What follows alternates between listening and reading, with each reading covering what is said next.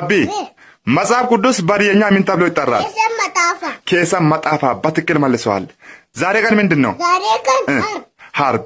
ዛሬ ሳምንት ያስተማርኩት የመጽሐፍ ቅዱስ ርዕስ ምን የሚል ነው? ጠብቅ ትእዛዜን ጠብቅ በሕይወት ትኖራለህ። በትክክል መልሰዋል። ባቢ የት አገር ተወላጅ ነህ? የዱና ልጅ። ታዲያ ዶሮ ለምን ሄድከው? ዶሮ ቅቤ ልናመጣ። በትክክል ባቢ። እዚህ ያንተ ቤተሰቦቹ ባቢ ምን ይወዳል ምን እንግዛ እያለ ነው? ካፕቺን ይገዙልኝ ባካቸው።